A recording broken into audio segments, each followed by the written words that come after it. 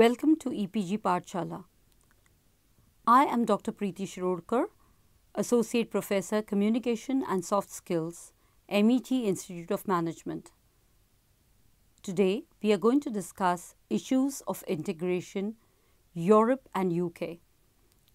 Let us begin by looking at some interesting facts.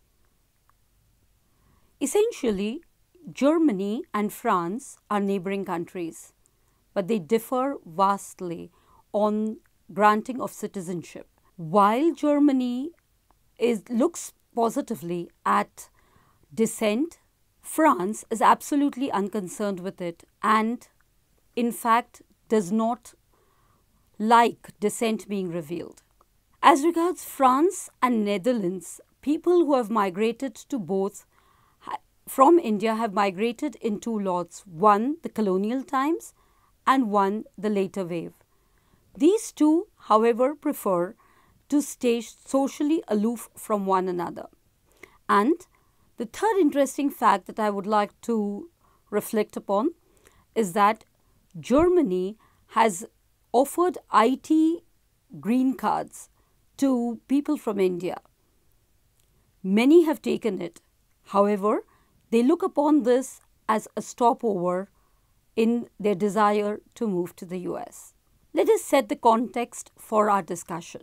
In this module, we would attempt to understand and contextualize integration mainly in terms of the host country's immigration policies. The notion of integration has two basic aspects: the efforts made by the diaspora to fit into the host society and the efforts made by the host country to enable and ease the integration process. Indian emigration to Europe, in contrast to UK, has been more limited. As a result, the Indian origin population there is not very large. The migration to Europe over and above the main pockets that include the UK, Germany and France has also been to Italy, Netherlands and Portugal. Even though India and Italy have upheld important relations since ancient times, sustained immigration to Italy is a current occurrence, which began happening in the early 1990s when the Italian government offered amnesty to illegal immigrants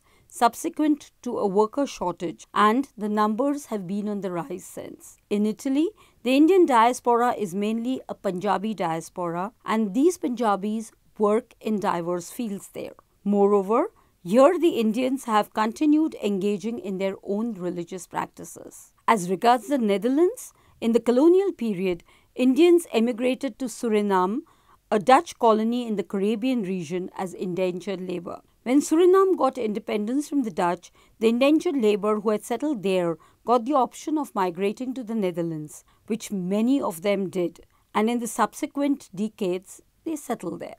More recently, a wave of Indian professionals from India have migrated to the Netherlands. These include illegal immigrants as well as those who have migrated for trading or those who are scientists as also researchers. So, the Netherlands diaspora constitutes of very diverse people. The story of Portugal migration is considerably different. In India, the colonial Portugal era began in 1502 and ended in 1961 with the seizure of Goa by India. This long-term colonial relationship has led to a deep-rooted cultural, historical and social relationship between Goa and Portugal.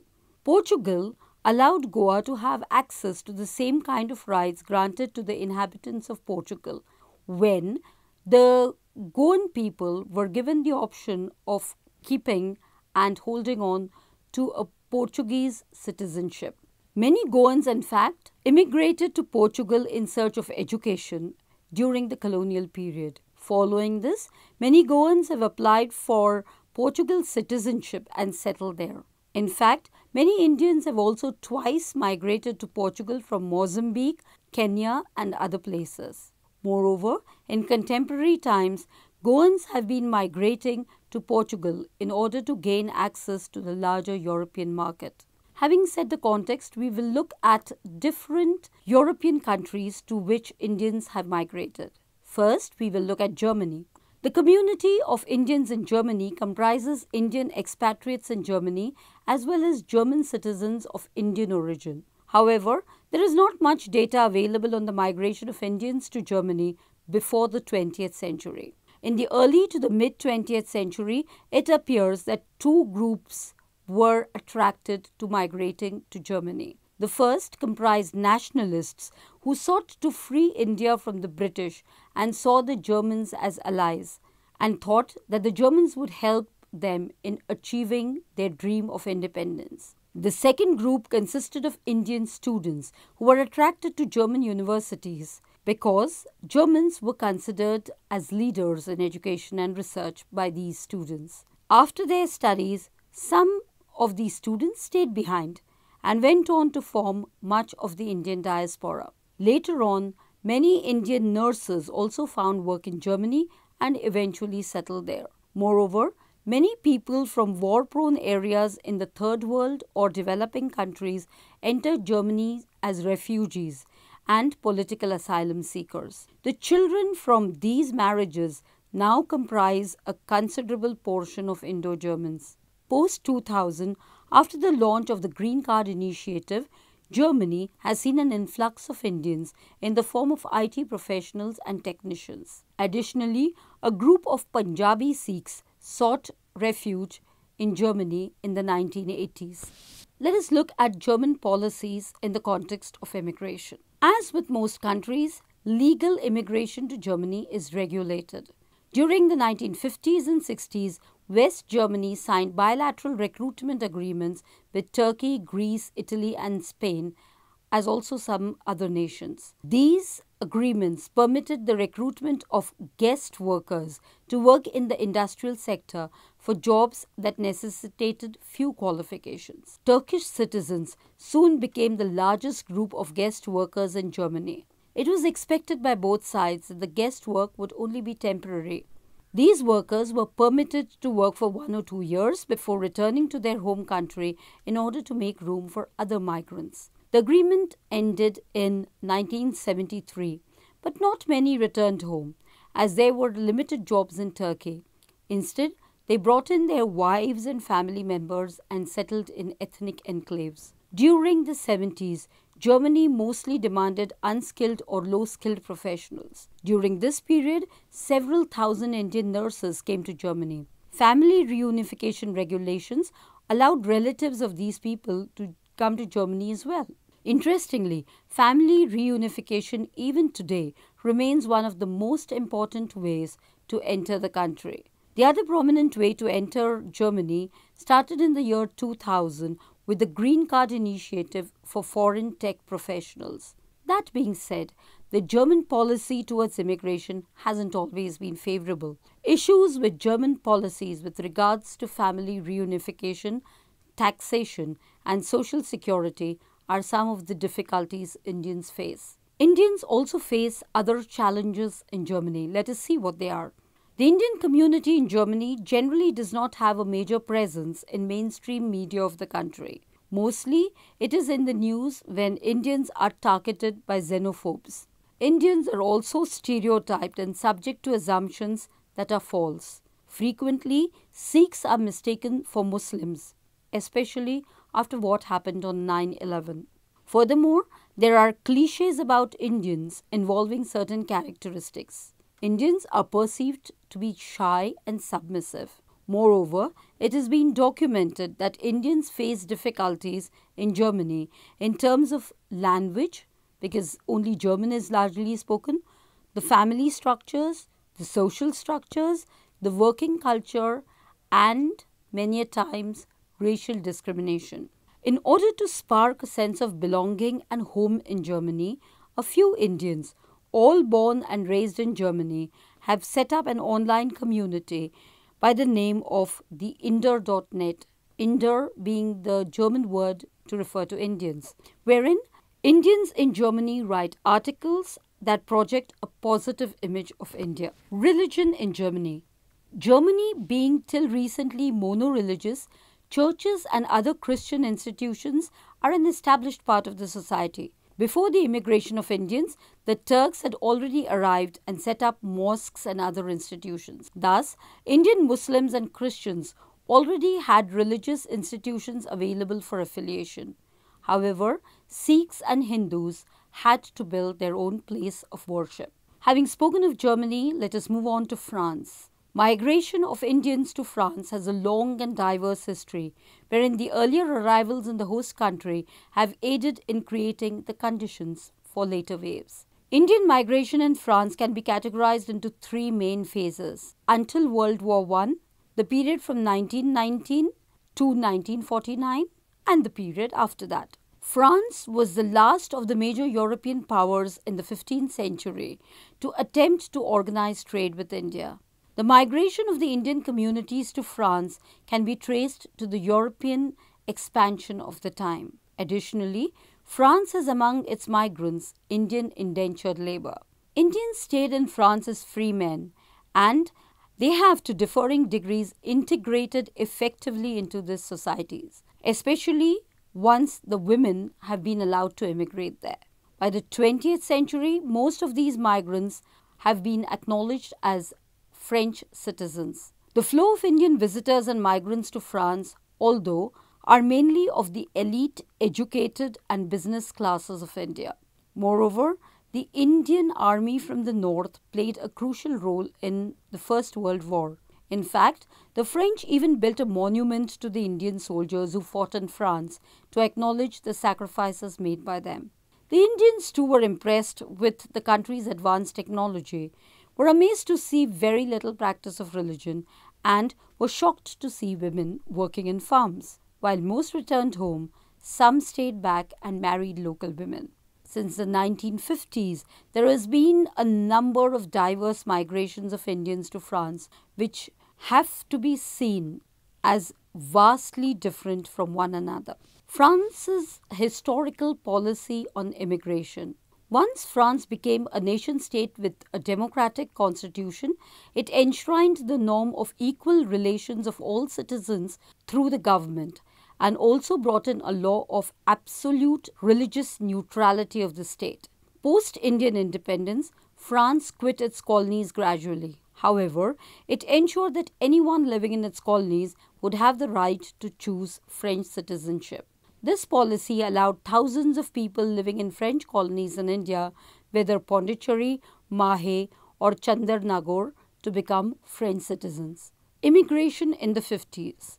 In the 50s, the migrants mostly came as students or took up government or military jobs. They also brought their wives and children along with them. While single women also came to France, most of the early original immigrants were male. Another group that comprises the Indian diaspora in France are the twice migrants. They are people who first migrated or then their ancestors migrated to French enclaves such as Mauritius or Vietnam. Later, when those countries became independent, these migrants had the option to choose French citizenship, and many of them did.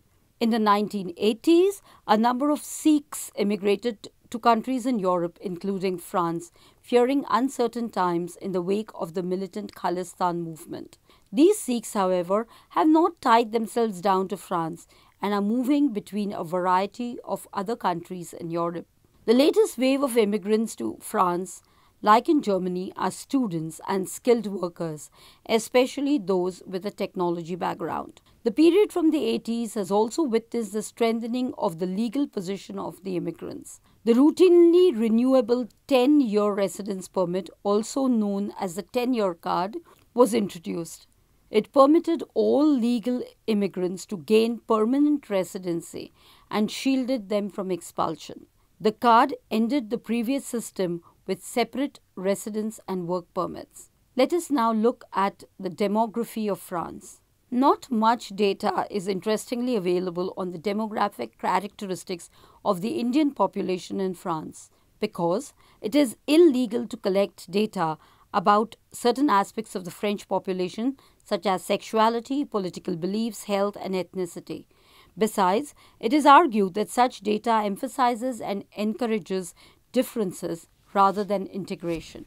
When one individual is given citizenship and is perceived to be associated with special relationship with the state, she or he will become completely French. Consequently, then, the primary identity is that of being French, not Indian. Ethnic identity is rendered redundant. So when it comes to measuring migration, the only available information is about those who arrived in the country. But those who are born in France or those who have acquired French citizenship, there is no data which exists for these people in the context of Indian ethnicity. While all people are considered the same, access to housing, work and education is full of prejudices based on socially constructed notions of race, which are steeped in racist ideologies of colonialism. It has been critiqued that mobilization and acknowledgement of ethnic categories in statistics would be a healthier way of battling prejudice than by just overlooking them. Media perception of Indians in France. The Indian community in France is largely ignored by the mainstream media. They are often confused with other migrants from South Asia and are clubbed together with them.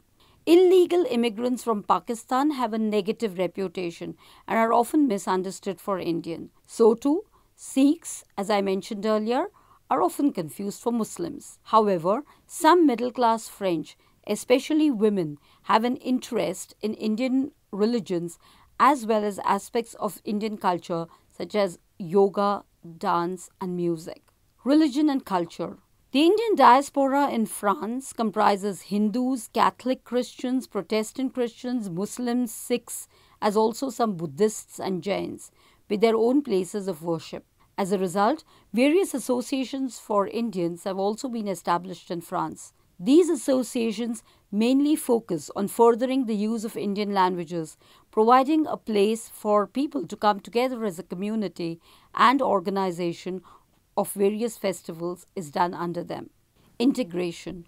People from Pondicherry in particular, since they knew French, being a part of the French colony, integrated most quickly into France. However, they retain many aspects of Tamil culture at home, such as language, food, and dressing. These are mainly the twice migrants of Mauritius and Madagascar. The integration model followed by France is assimilationist, though they prefer the term incorporation. However, French culture is secular and Muslims do not feel that comfortable with the ideology and the society and thus form networks that are based on religion and not culture. The Gujarati community is also said not to integrate that much with the French culture, but they also appear not to associate much with other immigrants from India who are now in France. The first generation Sikhs also have a hard time still integrating into French culture due to certain laws. On the other hand, France has been considerably accommodative to the minorities. They have full right to set up their own organizations and full right to serve as union representatives and officials. Nationality shapes the nucleus of the integration policy. Naturalization is thus a means to integrate in France. Let us now look at UK. UK is one country which has an Indian community which is truly representative of its diversity. Indians have been the chief people who have benefited from the massive intake of skilled migrants. The large representation of the Indian diaspora in UK has in fact been the result of the colonial connection between the two. The Bengali community and the Parsi community of Gujarat came to Britain in the 18th and 19th centuries as qualified lawyers, doctors, professionals, and settled down in the UK. Moreover, there were many soldiers who contributed to the Second World War. However, the largest settlements of Indians in UK happened post-1947. A huge number of migrant workers, chiefly of Punjabi origins, left for the UK in the aftermath of post-World War II to aid in reconstruction efforts as also to fill in the requirements of the industrial sectors. The second major wave was in the 60s and 70s when the PIOs, prominently of Gujarati origin, were compelled to leave former British colonies in East Africa for political reasons. The generation of transnational networks that facilitate the transfer of information, human and cultural capital was attributed to the foundations laid by this group.